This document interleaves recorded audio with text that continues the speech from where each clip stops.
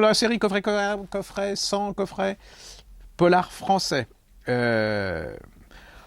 année, il y a eu plein de trucs. Hein. Franchement, ça a été dur. Ça a été dur. Bon, la révélation, on va pas en faire 3 heures, hein, parce que Olivier Norek, Code 93, Pocket, vu les événements, ce qui se passe actuellement, lui, il est inspecteur, mais un vrai inspecteur, hein, c'est pas un truc d'opérette, et lui, il opère dans le 9-3, la Seine-Saint-Denis. Seine-Saint-Denis qui, en ce moment, est quand même vit des événements un peu dramatiques. Et si vous voulez comprendre ce qui se passe actuellement, vous lisez ce bouquin. C'est un roman, hein, c'est un roman passionnant.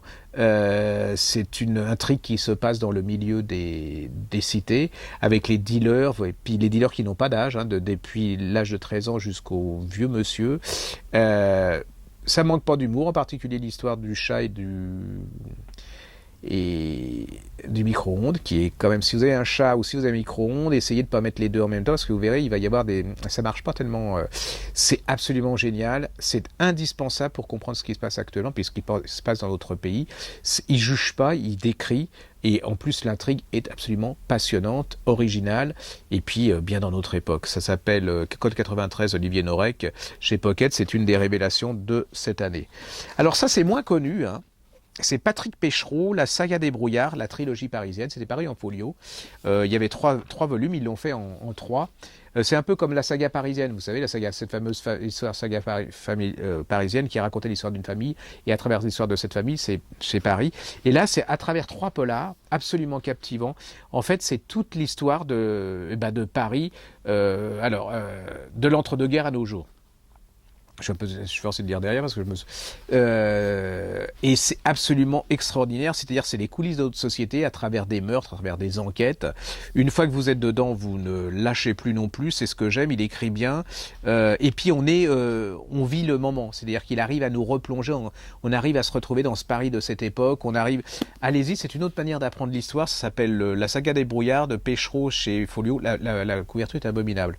Mais c'est un peu tristounet, mais allez-y, vous allez passer un excellentissime moment, et c'est un excellent écrivain de polar français classique, et on n'a rien à lui apprendre à lui. Enrico Pandiani, Les Italiens. Alors moi je connaissais pas, hein, c'était en livre de poche. Comme son nom l'indique, Pandiani doit avoir des origines un peu italiennes. Et ça commence au 36 du quai des Orfèvres. Il y a une bande de policiers qui s'appellent les Italiens. C'est un anti-gang, je crois, quelque chose comme ça.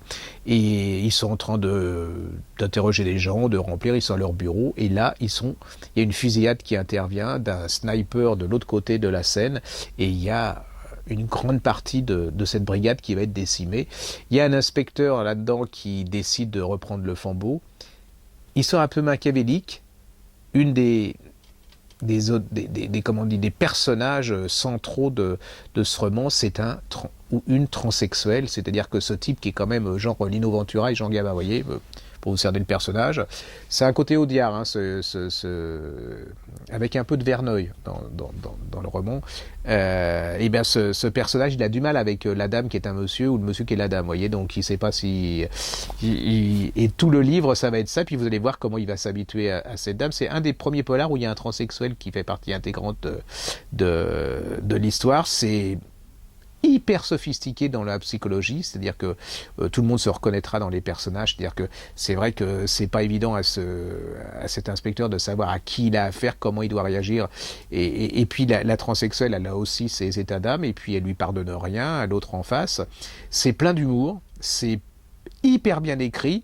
Il y a un suspense avec une notion d'extrême droite, il y a un complot machiavélique dont est victime l'inspecteur, il y a pas mal de morts, c'est classique, c'est hyper bien foutu, je vous dis, ça a un côté Lino Ventura, Jean Gabin, ces grands films des années 50 et 60 en noir et blanc, avec des répliques cinglantes, mais avec la notion 21e siècle de cette connotation du transsexuel et puis de ce choc de deux sociétés.